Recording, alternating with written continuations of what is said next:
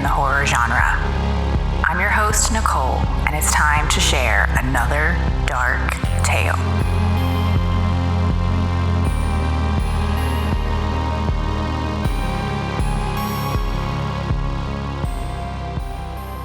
Hello, friends. Welcome back.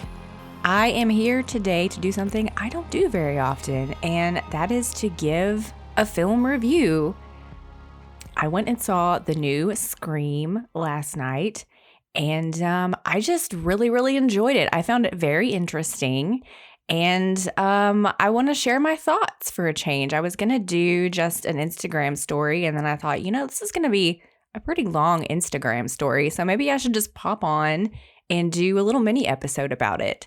So let's dive into Scream or Scream 5, whatever your preference is.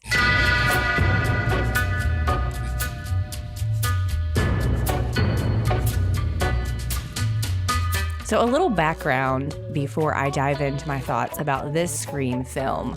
I loved the original Scream. I was probably borderline obsessed with it. I was 12 when it came out, and I was already a horror fan, but at that time, horror seemed like sort of a thing of the past.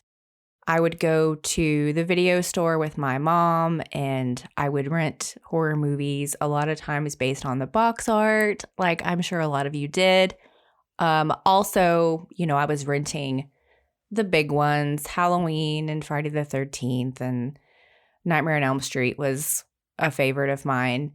But it didn't seem like at that time in my life that horror was something that people cared about now. And of course, I'm talking about the 90s. Sure, there were some new horror movies, but it just seemed like the golden age of horror was a thing of the past, and you kind of had to mine it for gems.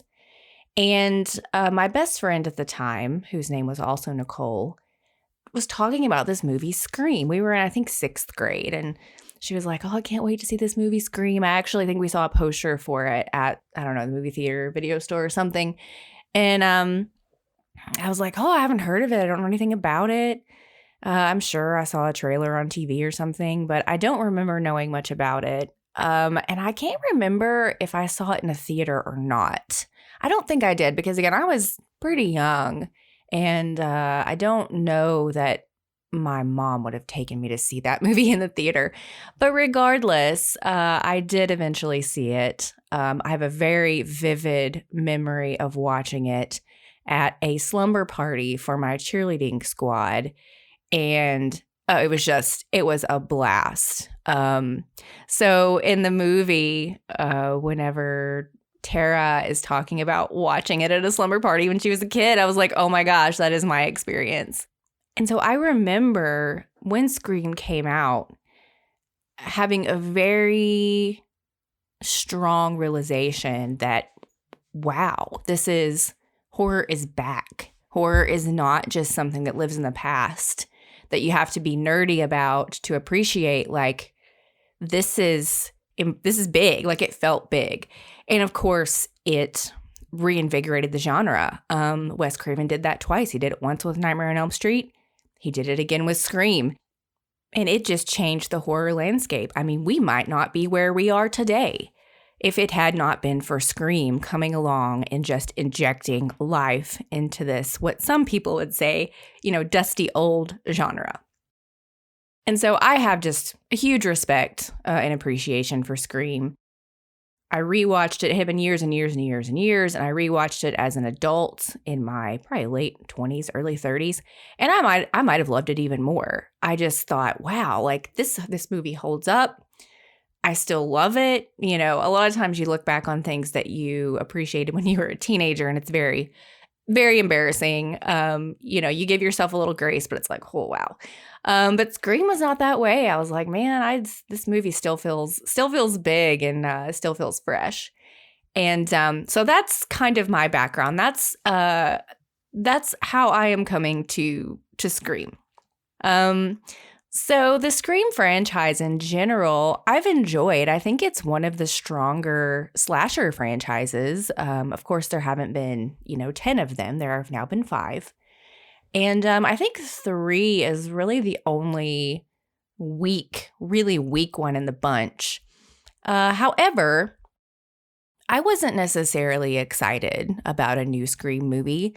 Even though I was obsessed with the first Scream, the franchise as a whole is not something that, like, I get super jazzed about. Especially as my taste have kind of changed over the years. I still appreciate slashers, but it's just not my favorite genre anymore. But, of course, I watched the trailer and, in the world of horror, we knew this was going to be a big one. So I'm kind of interested, but not like excited about the new Scream. Of course, saying that, I was like, I'm definitely going to go to the theater to see it. Now, I didn't go to the theater to see Halloween Kills because I wasn't a huge fan of Halloween 2018. So when I was given the option to not have to go to a theater to see Halloween Kills, like, I took that route for sure. Scream was different. If it had been streaming and in theaters, I still would have gone to the theater to see it. And didn't go opening weekend, though, waited several days. But it was starting to get a little spoilery out there. And so I thought, I just need to make this happen or I'm going to get some things spoiled. So needless to say, these days, we're just not sure what we're going to get when it comes to our beloved horror properties. But I like to remain optimistic, even if something seems like it's maybe not going to be great, or maybe you don't love the people who are producing it. I like to go in and be optimistic. And so I've, cautiously optimistic going into Scream. And I gotta say, like, I loved this movie. I mean, pretty much from the get-go, I thought, this is for me. I am enjoying this, which was really refreshing because there hasn't been a ton of that for me in the past couple of years of horror. Now, of course, originals, there's been lots of like fun, unique original stuff. But as far as just like the tentpole like properties go, there just hasn't been a lot of excitement. And so I was just enjoying myself in the theater so much. So let's get into the specifics of why this movie worked for me. I'm going to talk about the cons first, and then I'll get into the pros and end on a positive note. Okay, cons. Number 1, Ghost Billy. Now, Ghost Billy's also going to come up as a pro. But first of all, let's talk about the cons. I really liked the concept of Ghost Billy, but just not the execution. The whole him popping up in the mirror thing was just a little abrasive. And it felt kind of like they just added it as an afterthought. And like Skeet Ulrich, he's good looking and he still looks good. He's like 50. And the fact that they were even able to dress him up as probably 20-year-old Billy Loomis and it worked at all is a testament to that. I'm sure, he's got wrinkles and everything now. So I'm sure they used makeup but I think maybe they used CG on his face and like a little too much or something. But the mirror was just it was a little much. I think maybe if he would have been like actually standing in the room with her, possibly behind her, maybe a little blurred out. I don't know. But the whole mirror, especially the first time we see him, it was very abrupt. And I would have preferred if we learn that Sam is Billy's daughter as she's telling it to her sister, Tara, instead of like, oh, we just learned this and now we're going to hear it again. I think it would have been a little more impactful. So, the fact that she's haunted by her dad, this serial killer, again, it's a great concept. I think it's a great plot point for this movie. But just the way they did it, it did not work completely for me. Also, it irked me that like, how would she know what he looked like that night with the exact hair and the bloody white t-shirt and all of that? I'm sure, crime scene photos, I guess. But that little detail bugged me just a little bit. Another con that I have is the end, which I will tell you the end of Scream movies are almost always the weakest. Now, the end of the original Scream movie was fantastic and unexpected. But once we'd seen it the first time, then every Scream movie afterwards, like we know what we're going to get in the end. And so they have to come up with a motivation every time, and it has to be different and new, and it has to be relevant to what's going on in horror. It's a difficult nut to crack. So I go in with a little bit of grace for Scream endings. I just try to enjoy the ride And hopefully the ending motivation is like good enough. And it was good enough in this one. But so first of all, I mean, I guess we have to talk about the killers. Richie and Amber, I think, were fine. I had my suspicions about Richie from scene 1 with him. I was like, oh, it's going to be him. Also, I thought he looked a little Stu-ish. So I was like, oh, she's related to Billy. He's going to be related to Stu, and it's going to be a whole thing. I did think they did a really great job of, like, they knew that we were going to think that. And so they spent the whole movie kind of like dancing that line. And they did a good job with like misdirection, I think, so that when he did end up being the killer, you were like, oh, I knew it, but I was down it for a little while. So I did appreciate that. But his kind of monologue about, you know, the fandom and like Stab 8 not being done right, and we're going to give him new material for a new sequel. Again, the concept of that was fine. I thought all of the kind of explanation and film criticism in this movie was solid and relevant. But because this is, you know, the requel, I really thought we were going to get the crazy, you know, we're fans, they ruined our franchise. And then he was going to pivot to, oh, by the way, this is how I'm personally related to this tragedy. And this is why I'm doing this. Just like Billy back in the day was like, oh, you know, it's just, did Hannibal Lecter need a motivation? And then he was like, by the way, I had this vendetta against your mother. That's what sort of made that ending so cool, because even Stu was like, what? So I thought we were going to get that. So I kept waiting as he was whining about the Stab franchise. I was like, okay, this is going to turn really serious at some point. And it never did. So I would have appreciated that more. Having said that, it didn't like ruin anything for me. It just could have been a little stronger.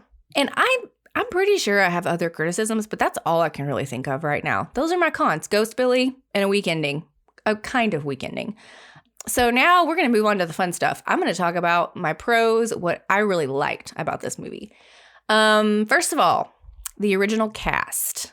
Overall, I think the inclusion of the original cast in this movie was handled very well. Age looks really good on Deputy Dewey. You know, we've watched him grow up as this goofy dude. And as like a grizzled old sheriff, he looks good. Like, he looks good and he's believable.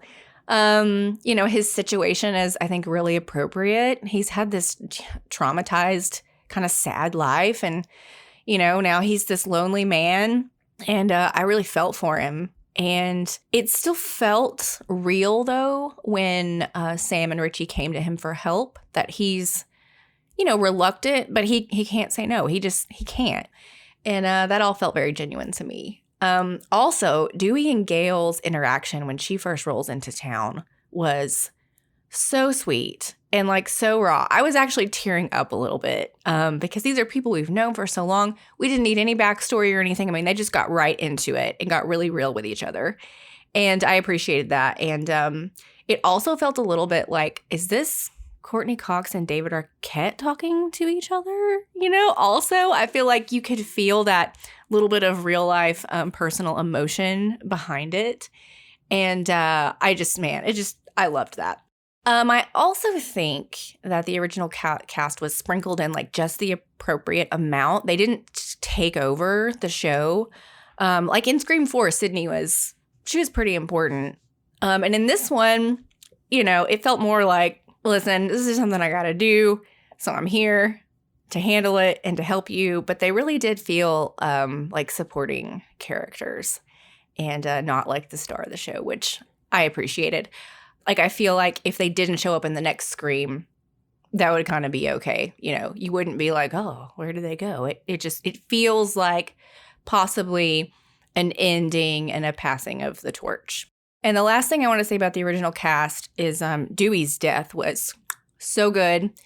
You know, Dewey's death has been teased since the beginning. And, you know, at some point, Sydney, Gale, or Dewey, we're going to have to die. You know, you can't keep this franchise going and not kill somebody off, which, you know, of course, they comment on that in the movie. And they're right. But there's a lot of times Dewey could have died in this franchise where it would not have been great. And I felt like his death was spot on. It was brutal. They did not leave any room for interpretation. It wasn't like, oh, well, he got shot, but he survived in the end. Like, no, they definitely made sure we knew he's not coming back from this one. And just his whole character arc in this movie was great. Like I said, despite the past, he was willing to jump in and help this new group of people. And instead of running, I mean, he just decided, like, no, I got to face this head on, and basically sacrificed himself for these people. So I really thought Dewey was given a proper death. So moving on to the new cast. I really liked the new kids for the most part. Even though Kevin Williamson did not write this one, I didn't miss his kind of like teen dialogue, which is fun a lot of times, but can get kind of cringy. So I felt like we didn't really have any of that kind of, campy, snarky teen dialogue. They seemed maybe not real, but maybe a little more real. And I absolutely loved the framing device, the explanation for what kind of horror movie we're in.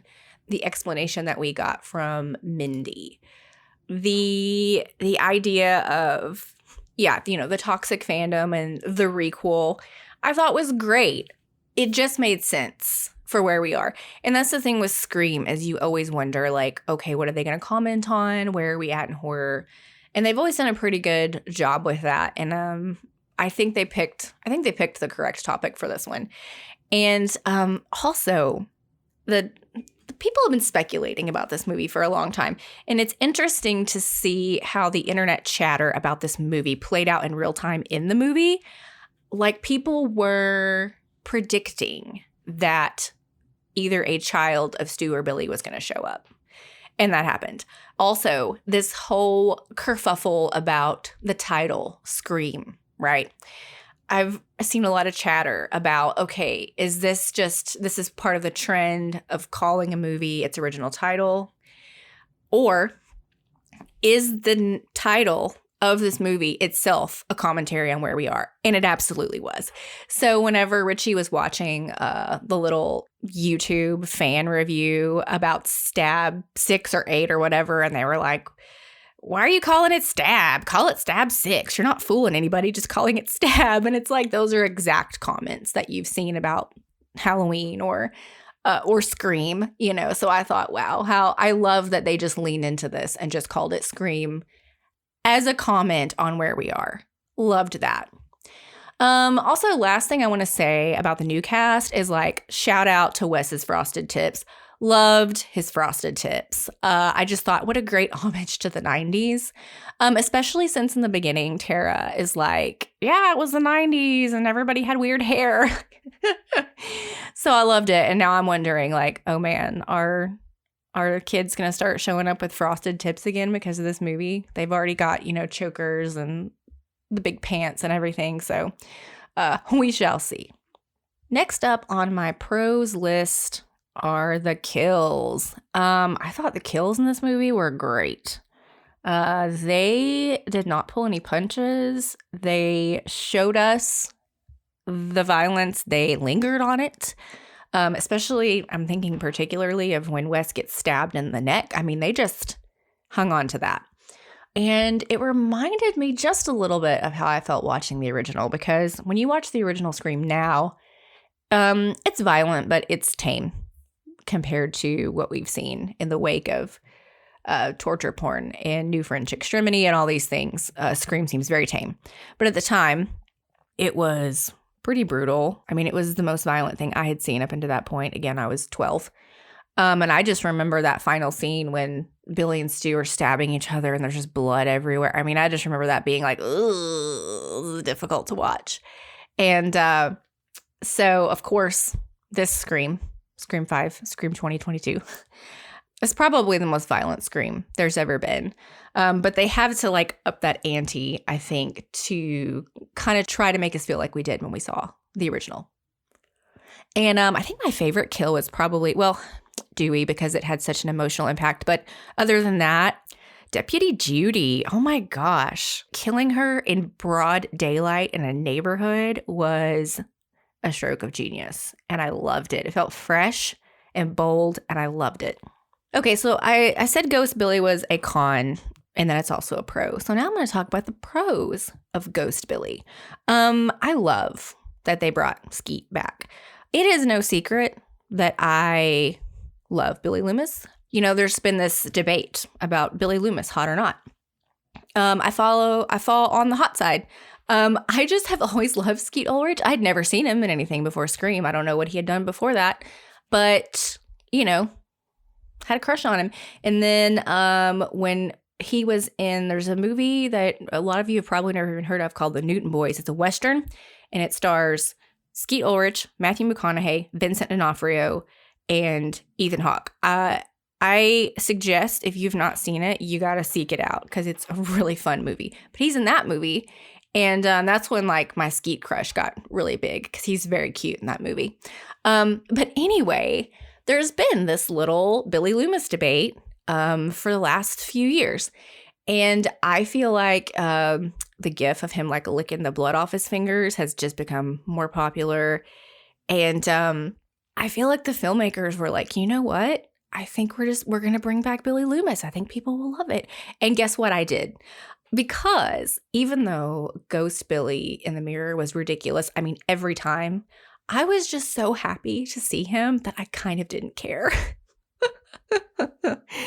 So, like I said, while I would have executed it differently, man, it's huge fan service, but I don't care. I just love that they brought Billy Loomis back. I was so happy to see him. And part of the reason why I decided I needed to go see this movie is because Skeet Ulrich posted on his Instagram a picture of him on set as Billy Loomis. And at first I thought it was an old set picture because that's how good he looks.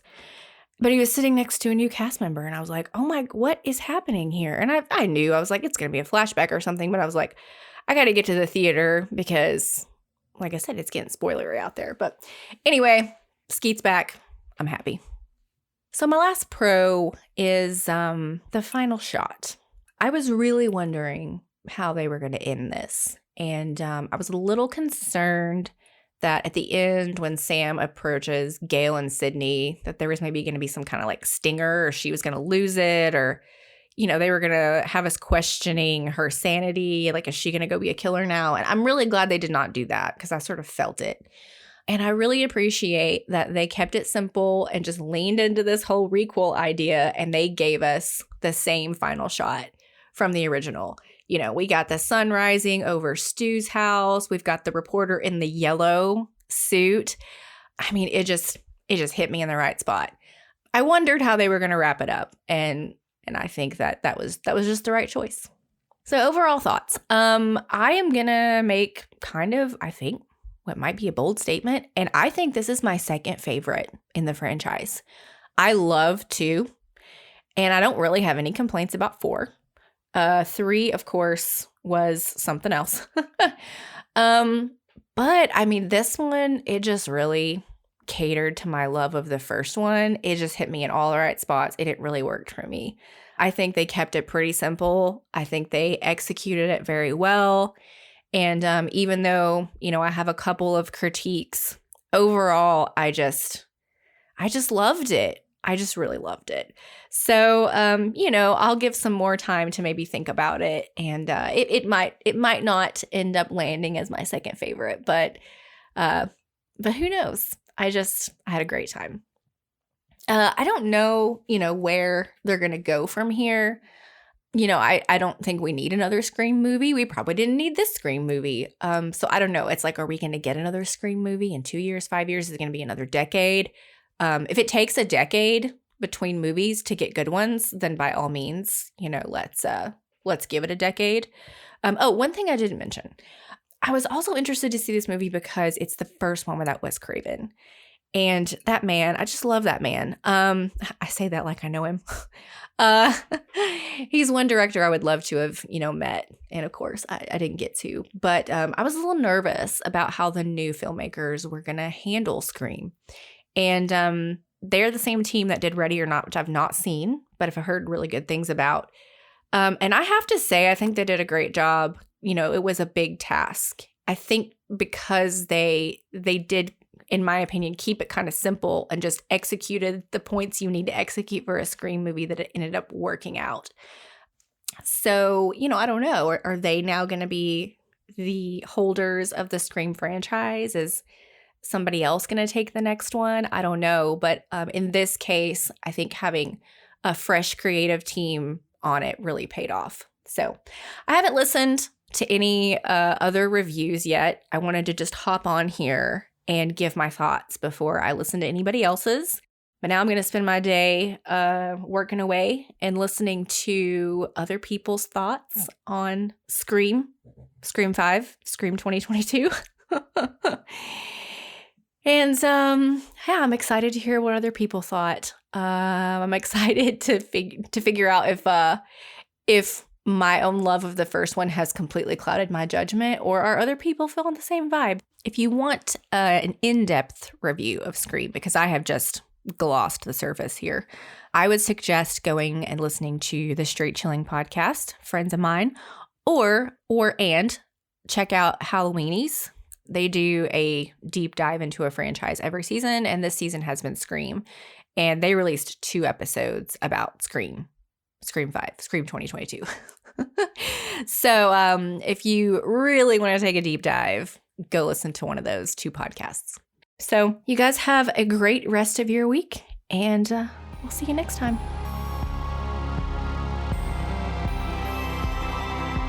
Thanks for tuning in. You can find the show on Instagram and Facebook at Light and Shadow Pod.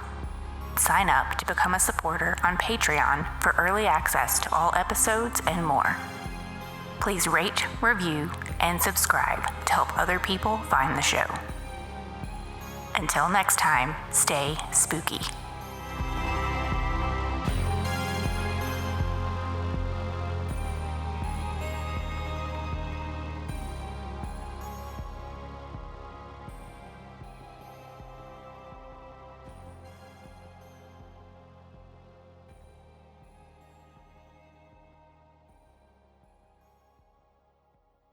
Surprise, Sydney.